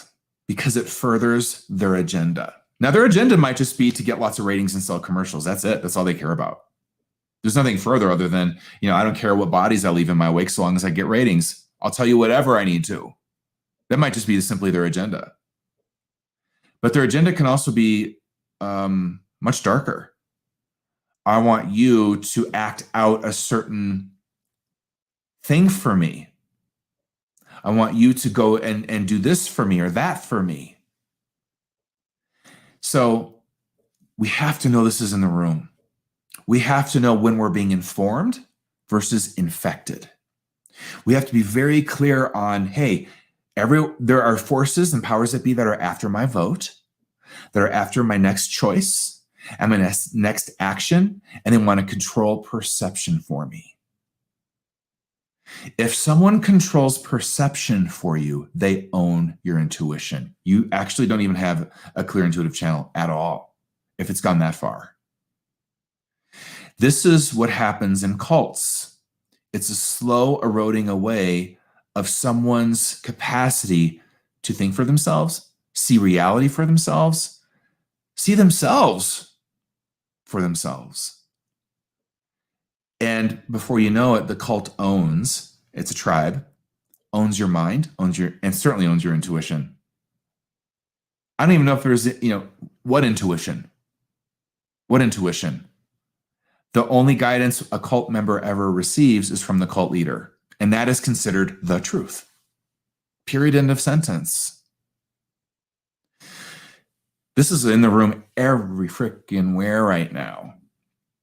And if you want to stay clear and keep your psychic hygiene on point, you got to know these factors. You just do. Now, you don't have to stay clear. You can opt for the tribal collapse and the cult brainwashing. I mean, people do for whatever reason. But if you want to stay clear, if you want to really stay in alignment to your calling, your optimal expression of potential, you need a clear intuitive channel. You need access to clear intuitive guidance. Destiny is the calling we each get on behalf of the whole through service. So if you don't hear that call, if you can't hear that call for whatever reason, you won't serve holism in a direct, spiritually engaged, active way. You'll be part of a shadow grid of co-creation. Oftentimes, that serves co-creation through the cult leader, the political leader, whatever it is. So if you're really someone, you don't have to be, but if you're really someone that says, Robert, I want the perfume version of my destiny. I want to live out optimal potential. I want the support of life's creativity behind me, of life's connectedness behind me, in me, through me, coming out of me. I want that energetic in my life. Well, I'm giving you the metrics here, in as much as I'm able in this amount of time. So I'd have you sit with that. What do you want? Do you want clarity? Do you want to feel through things for yourself? Do you want to discern truth and begin to activate with more shrewdness your intuitive skills, your intuitive voice? Okay. You're in the right spot. You're in the right place. And I hope what I'm saying is bringing a lot of activation in you and things to consider. Now, speaking of which, being informed versus infected. You have to understand, I really mean this. I see this almost literally psychically, and I call it a psychic virus. When you are reading news media, when you are on a website, when you are scrolling through Instagram, when you're on Facebook, what you're reading, what you're clicking on is clicking you into a dimensional energetic of some kind. Sometimes it's wonderful. I've got a whole private Facebook group for my Your Intuitive Edge membership, and these students are just blazing balls of light. It is the most kind and compassionate and thoughtful. And hey, people get into debates in that group, but they're not name calling. They're actually engaged in discovering the truth together. They do their own shadow work. They are self-responsible. Something you will probably never see on Twitter. Yeah. So this internet age could be a force of light, a force of holism. And it is in many ways already. In as much as we know, it's become contaminating. It's become propagandist. It's become misinformation at the click of a button. So dialing down to you more personally, how do you know what's true? How do you know when you're informed and maybe you think you're informed, but you're really infected. How would you know the difference? Well, come back to what propaganda does. It triggers you. Intuitive readings weren't triggering for me. They don't trigger me. They're not a triggering experience. I'm getting, in a sense, really energetic, objective information. It doesn't trigger me. If you find that you're triggered in any area of your life, I would really say, hey, listen, go evaluate that. Are you tribal? Why? And here's what you got to know about yourself, and we all have to constantly kind of look at. We can say with one part of us that we want the truth. We want a direct relationship to truth. And there can be another part of us that says, hell no, ain't interested at all. Why would we not be interested in the truth? I would have you just look, just a little homework. Look around this weekend at some of the groups out there that don't want to have anything to do with the truth. They self-select their truth. They self-create their truth. They have their own story of reality, and that's it. Well, why do they want it that way? Who wants it that way for them? And then you can start to go into yourself through that door. Why do I not want the truth? Well, the truth will ask me to change. The truth will guide me to make a new choice. The truth will guide me into uncertainty and the unknown. Oh, yes, it will. And it might be the best medicine for your life, because that's where the miracles are. That's where the doors open. That's where synchronicity is a badass when it comes to destiny. So what do you want? What are you into? And nothing's ever right or wrong. You are a co-creator. You have free will. You can say, I want the tribal truth. If there's anything beyond that truth that would challenge me or put me in the unknown or disrupt my status quo, I'm not interested. I would look at you with some respect and go, good on you. You got some clarity there. And that puts you in the position of, if you ever want out of that, it's not going to be as hard for someone who denies that's what they really want. It's been a challenge for me as a teacher in this arena of intuition, because I know that you cannot talk about intuition without shadow work. You just cannot do it. And shadow work requires triggering, period. It just does. So whenever you're triggered, I would always say to you, it's an opportunity to go into your shadow self if you want to take it. So how do you know when you're infected? You're pretty triggered. You know, one of the things that's very triggerable right now, and it's a great, I think, moment to kind of bring this for all of us to evaluate, is vaccines. And I'm not here to take a stand either way, per se. I obviously just shared with you I had my second Pfizer shot, so that probably gives you some sensibility of where I'm at. But I respect everyone's process. Yet, I also want to say that in this arena, if you're someone who is so triggered that by the whole issue, I think that's shadow territory. It's important to just go, okay, why am I this riled? Either way, whether it's pro or anti-vax, why are you that triggered? I'm not triggered by it at all. I'm very neutral about it, because I just follow. I also happen to have many friends that are doctors and that work on the front lines, so I get that direct line into what's happening, truthfully, in their experience, which is very helpful. But you don't want to get the vaccine? Okay. You want it? You think everyone should get it? Okay. Where are you at? And this is the thing I gotta put out here, folks. Even if you started to make comments already, I don't know what you're commenting because I'm focused on you, but comments anywhere, YouTube, Facebook, it's ultimately about you. Triggering is yours to own. It's not for me to own or me to speak to. It becomes, and this is what it means to practice intuitive clarity. You go, look, that's my trigger. Okay, let me feel through it. What's it telling me? What's it guiding me to? I've seen people almost, to me, it's like being fundamentalist. Like I relate to this as a gay man from fundamentalist Christians that would always pull out Bible scriptures to tell me how I was going to hell and how I was wrong, thinking I wasn't. And then you have people that are pro or anti-vax doing the same thing, pulling like Bible, basically what amounts to Bible verses into their comments from this study and that study and this doctor and that doctor. And it's so triggered. And I think, wow, you don't know what's true here. If you did, I wouldn't be seeing it. You'd just be like, okay, well, you might want to consider these things or these things in a very neutral way.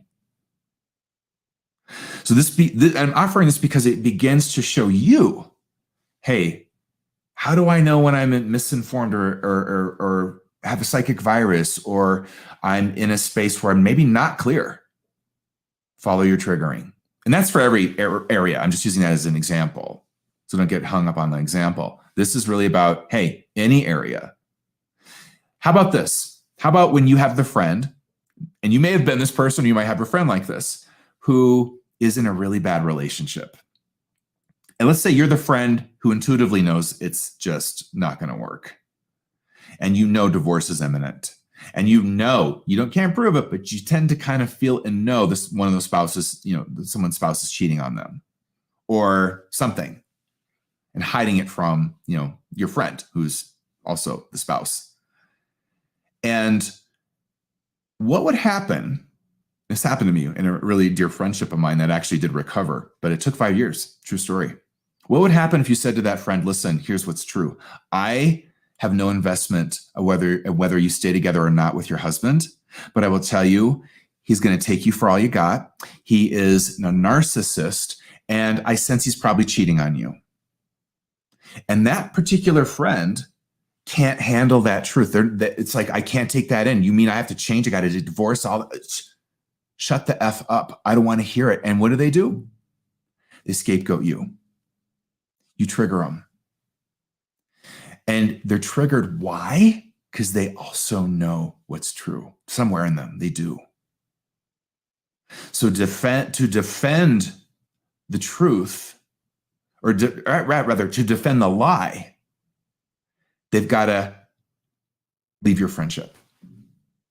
This happened to me with a dear friend of mine. We didn't speak for 5 years. And every single thing I said, was absolutely accurate. This person's partner took him for a ride, put him into bankruptcy. Yeah. So this is about you, though. This is about you knowing, as I get light on my throat here from the sun setting, it's about you knowing, hey, what's true for me? What is my truth? How do I become accountable to my relationship with the truth? Do you want to take that on? And it's a practice, folks. And it's progress, not perfection, for sure. So you have to then pivot and go, where am I blocking the truth? Both me and my dear friend Carolyn Mace have always said that what's more true is that it's not that people aren't intuitive, they just don't want to know the truth. They don't. Carolyn would say in her medical intuitive readings that she would watch people become so allegiant to an illness that they'd rather die than change. Let me relanguage that for today. They'd rather die than realign to truth. This goes deep. This people literally do exit out because of these dynamics. They do. So part of this is about you identifying when you're blocking the truth. When are you blocking the truth? And what I would say, just for now, because I'm running out of time here, I would have you look to your triggering for that as well. We get very triggerable around our lies. Very triggerable around our lies. We get very scapegoaty. We project on the other person, and we find ways to silence them. So those are some great markers. Now, I want you to recognize as well when you are caught in a lie. When does a lie have you? When does a conspiracy have you? When does, once again, we're back to triggering. Threading it out, you'd want to also go, okay, well, if I told the truth, then what? If I gave up the lie, then what? Also, and I'll kind of finish on this a little bit here. What this kind of comes down to in terms of human dynamics and human psychology, really, is that each of us carries some sense of inadequacy, some sense of woundedness, some sense of wanting to control and not trust. Trust is too vulnerable. Some sense of the truth is too painful. It's incredibly inconvenient. Some knowing that if we come into a new truth, it'll reorganize our whole entire lives, our relationships, most notably our relationship to ourselves. We all share in this soup of vulnerability, being human, and moving within what I call a wounded ego. We're in a shame-based culture that's told us from birth that we're not enough, that we need to do something to get to enough. Oftentimes this has been framed as original sin, which I just call original shame. Our intuitive disconnection began from birth by sociocultural patterning that spilled into family dynamics and family patterning that we all grew up in. Let me say it another way. We are actually socially, certainly now, taught how to lie far more than we're taught how to tell the truth, how to be in relationship with the truth. That's really evident now. So imagine the implications of all of that on getting to intuitive clarity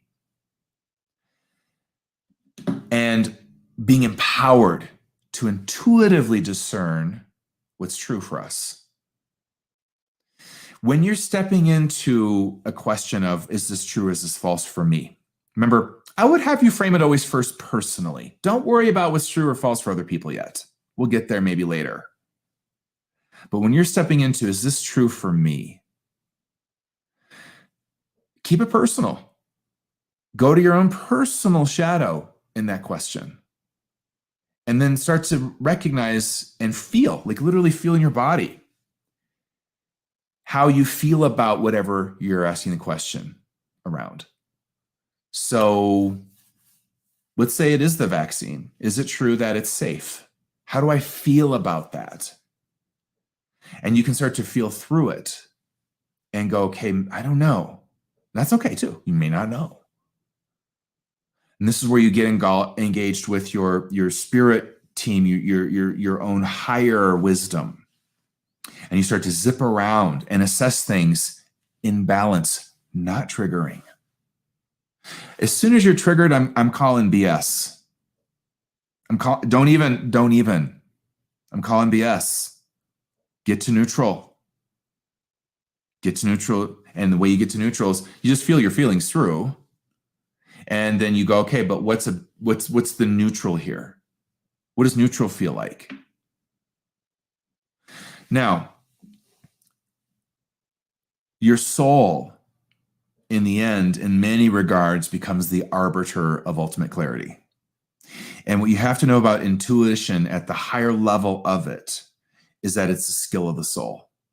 Now, there's other levels of intuition that involve the ego consciousness of you, your human psychology, your somatic system, your empathic system, your emotional system. That's stuff I'm going to cover in my podcast. But what you need to know today when it comes to truth, your relationship to the truth, knowing whether something's true or not, is you're covering a lot of terrain: personal, relative, universal, soul contract, truth, and it's all interrelated. You got to take the journey. You got to go through feelings. You got to take a tour through the shadow. You got to feel through it. As soon as you jump to certainty, I'm going to call BS again. I'm going to say, oh, you're sure, are you?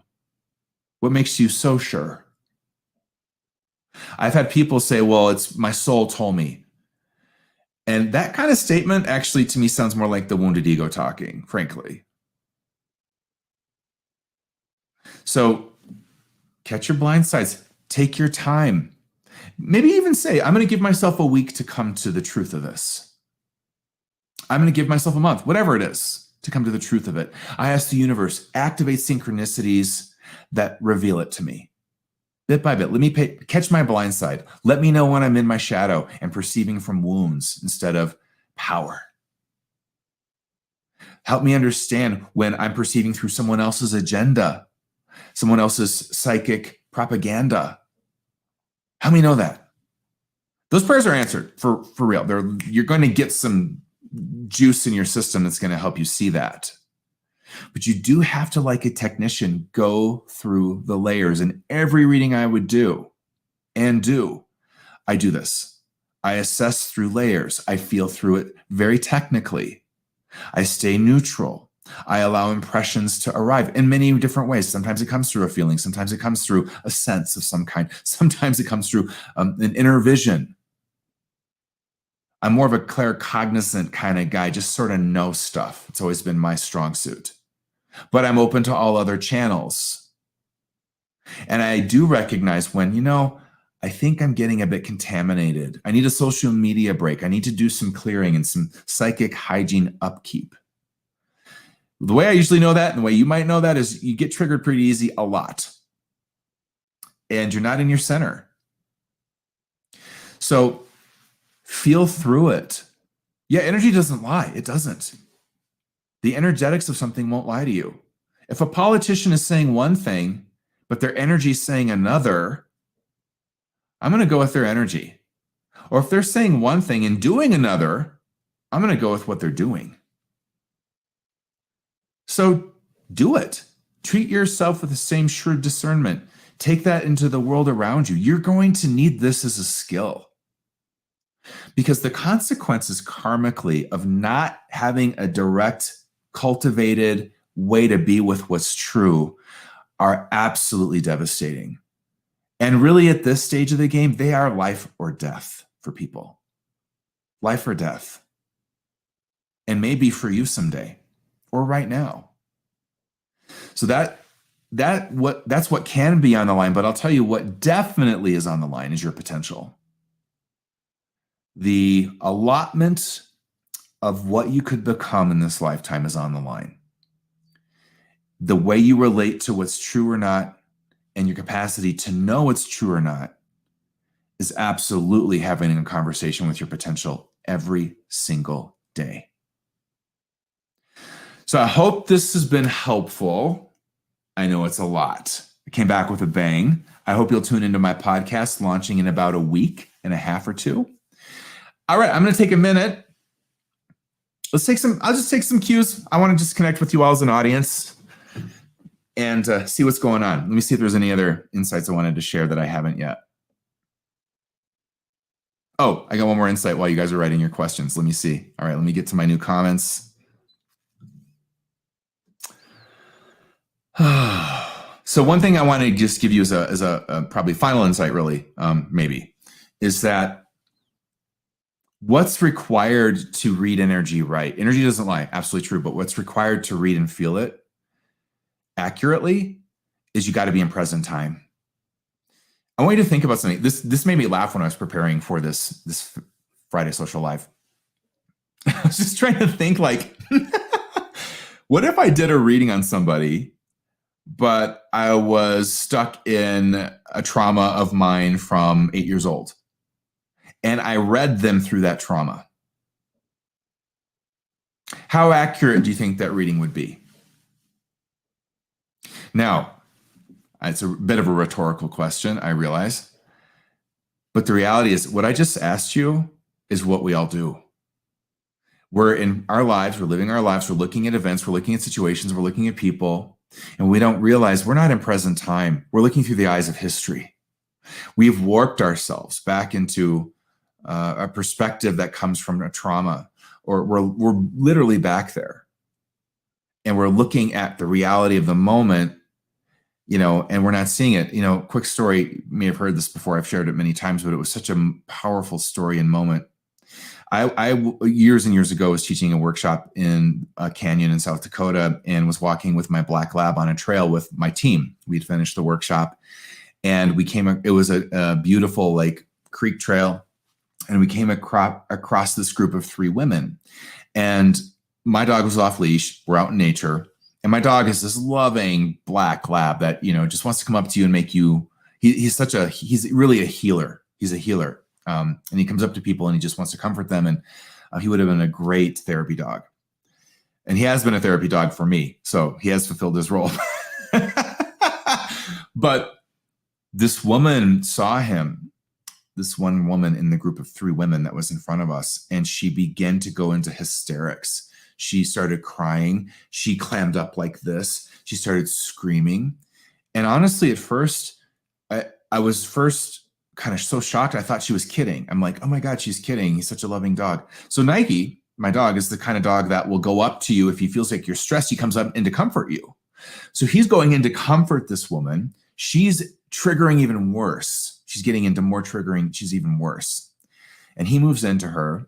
And I realize now, because there's tears coming down her face, that she's not kidding. She is really, and I intuitively saw her as like this 5-year-old girl being attacked by a dog. I knew Nike had re-triggered a trauma. She was seeing Nike from that time.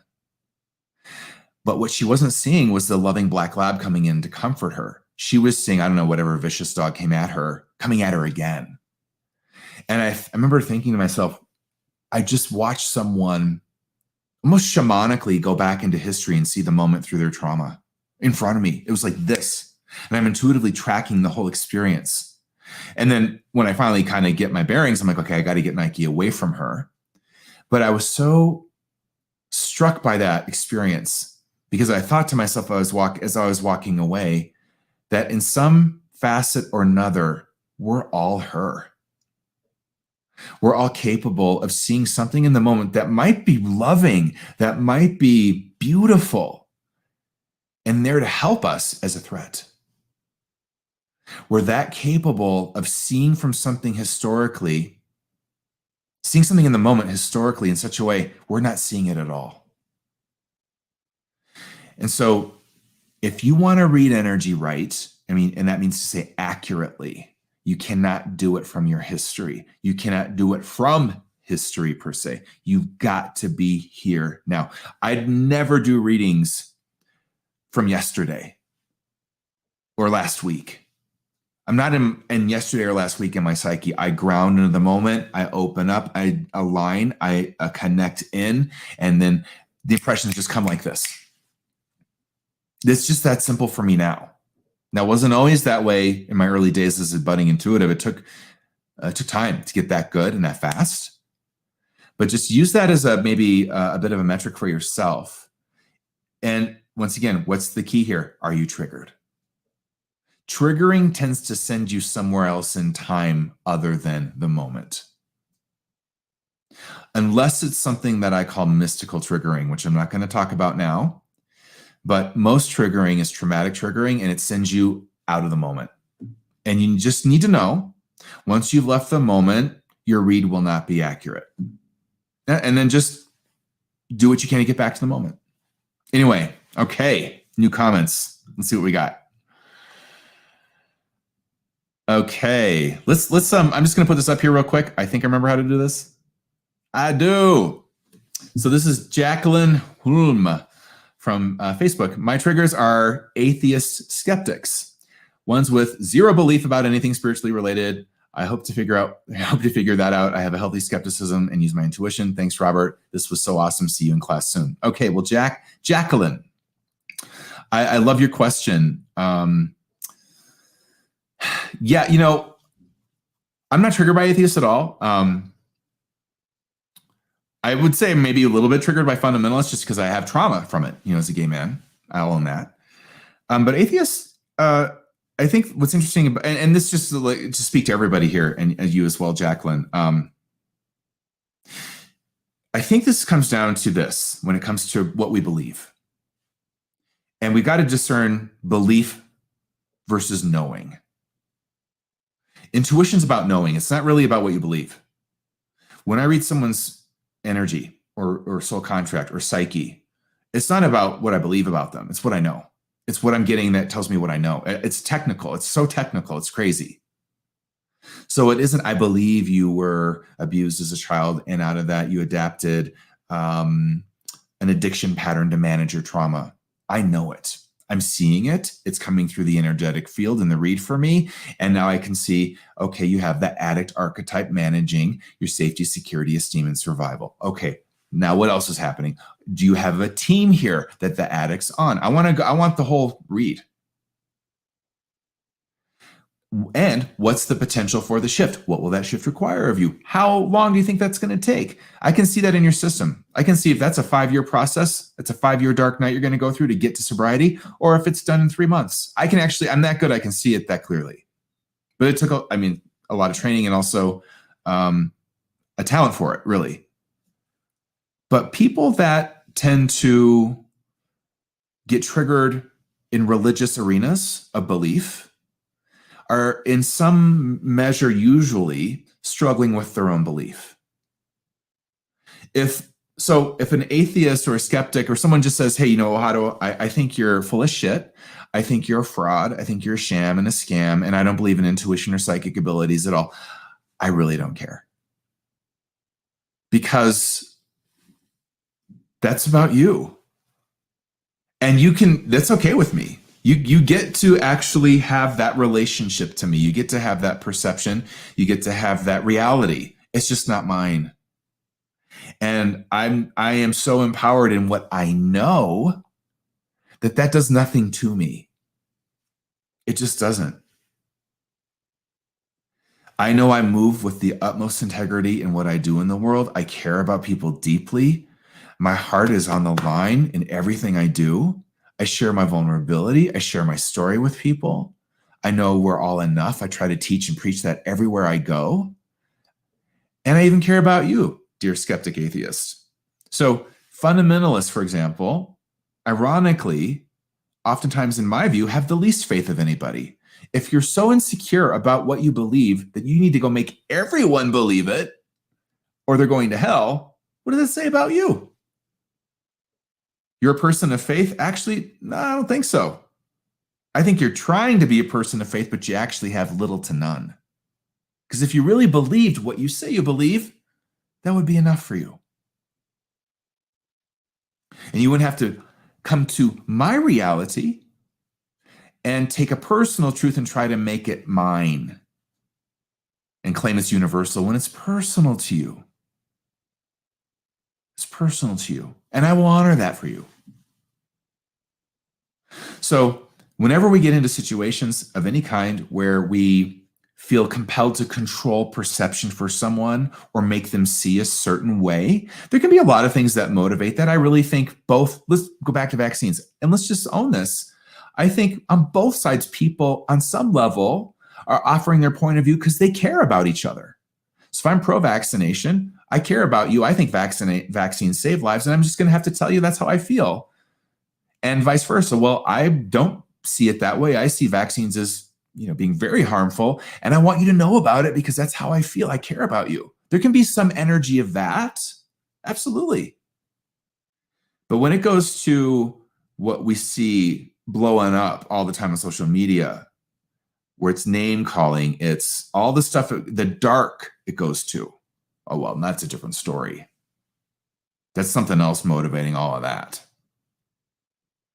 So when we are what we know, and this is the thing about intuition, we can be clear on our next steps.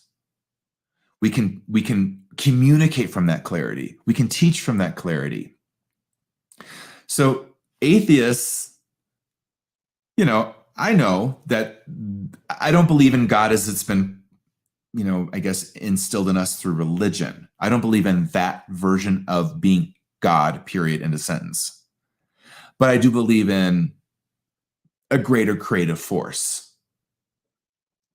Call it source, call it God, call it goddess, call it the universe. As soon as we give it a name, we're already starting to limit it. It can't be named. But I know that's true. I know I know how I know it exists because I'm part of it. I am it. I'm part of it. You're part of it. You are it. I mean, we're already, here it is. Here it is. So you don't believe in the Christian version? I don't actually really either. So, and it's not about belief. It's what I know. So Jacqueline, I would just get curious about the triggering of that being maybe more about your beliefs and needing to move more toward what you know. You know what you know. And when you know what you know, in a way that's neutral, then I think it just it becomes easier to let other people have the space and permission to believe what they want. Anyway, I hope that was helpful. All right, Denise. Okay. Any other cues, guys? What is life on life's terms, please? I'm not exactly sure where you want to go with that. Okay. Let's see what else we got. Okay. Kimberly Clifford. Hi, how are you doing? Okay, let's see. Okay, I'll speak to this a little bit because I think it's kind of in alignment with what we've been talking about. This is Sarah Peters, and obviously, I'm very aware that I'm entering into a lot of sensibilities and sensitivities and triggerable territory when I talk about vaccines and political dynamics these days, and that's intentional because I think we need more compassion in all those arenas to have the conversations around truth that we need to have, and I hope that this hopefully generates something like that. And I realize some people are still going to get triggered and probably come for me anyway, and that's totally fine as well. But Sarah Peters says, some political ideologies feel more like religious fundamentalism. You must repost this, read and recite the same lines on social media. Doesn't feel good. I'm triggered. Sarah, I'm with you, girl. Yeah. So I'm going to, I guess I'll teach about mystical triggering a little bit here because I think there's a little mystical triggering for you, Sarah, on YouTube in this statement / question.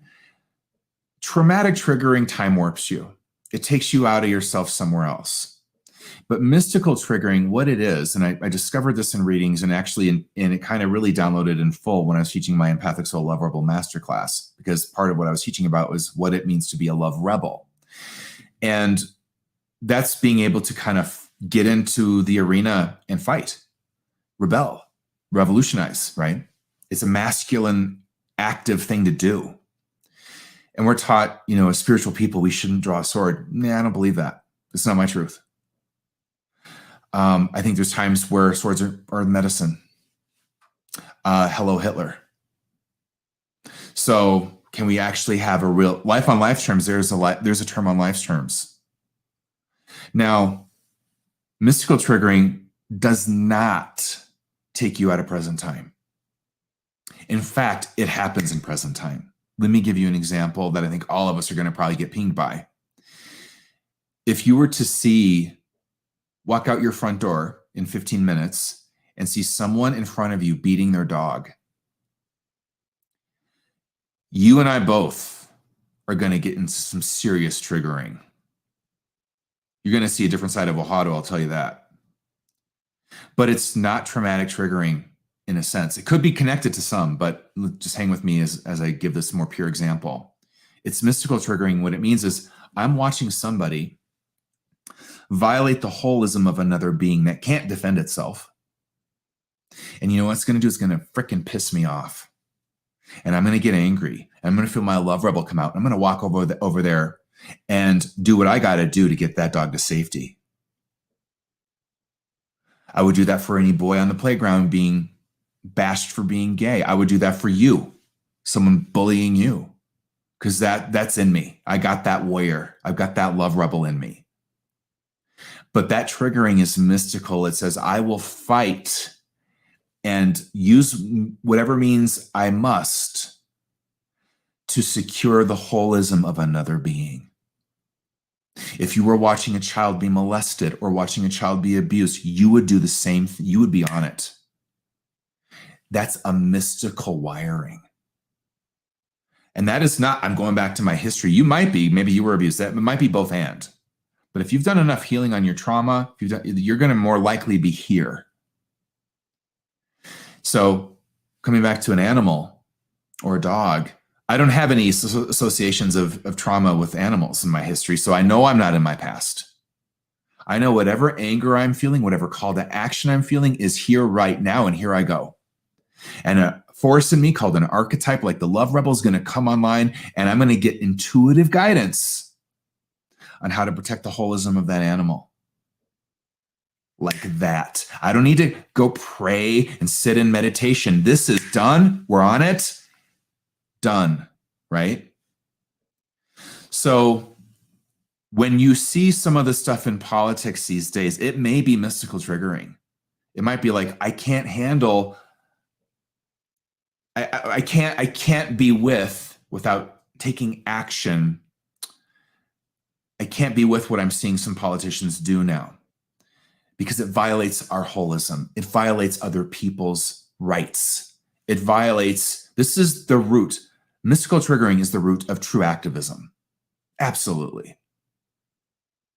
Now, we've got to be very wary because we've all been conditioned in various ways, whether it is spirituality and self-help, or whether it is religion, or whether it is political PC culture, not to ever get mad, as if anger is always bad. I call bullshit. Sometimes it's intuitive guidance at its finest. So when you're seeing things or feeling things move through you that trigger you, now, the wise thing is to go, I'm triggered. Is this mystical triggering?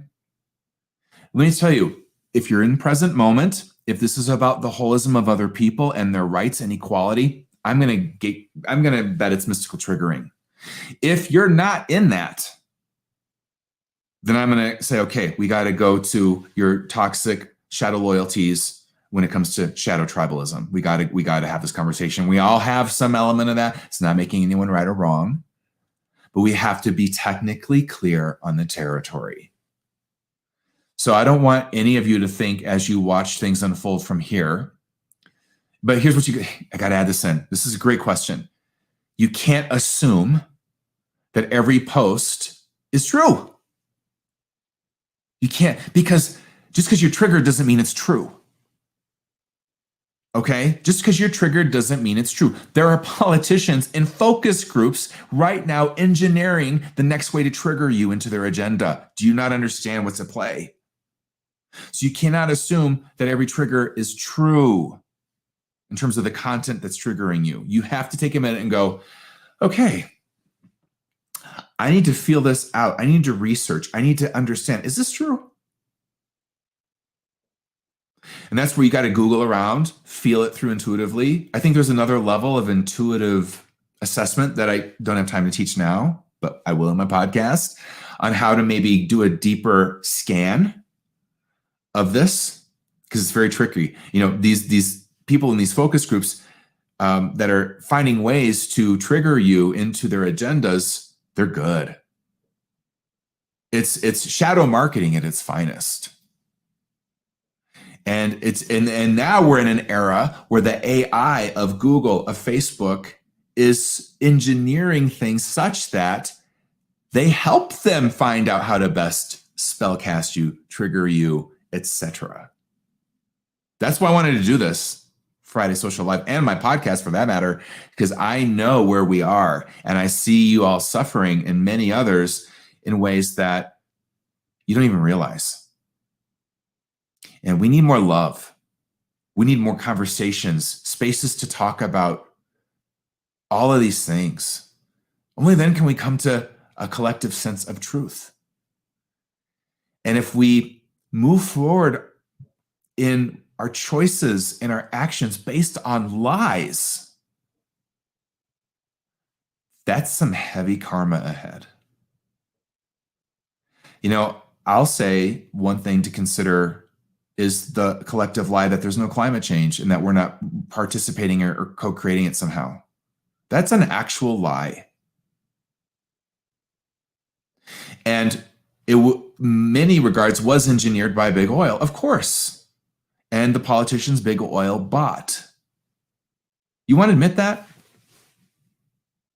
Or do you want to post another link to climate change denial? Which is it? I'm going to say, you know, I'm going to just give you a pause and you need to go feel your soul for a minute and weigh the risks. What if you're wrong? What if there really is climate change? You want to put that on your soul? And then I'd shake you out and go, listen, why are you debating with me the opportunity to make air cleaner, cars more efficient, less toxins in the water? Why are we even having this discussion? Well, what are you defending? And it comes down, then I'm probably back to your tribalism. I'm probably back to your tribal philosophy and your tribal beliefs.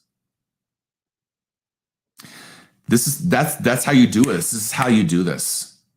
What is there to gain in a debate about making our air cleaner? Really, what do you got that states we should just stay with what we got?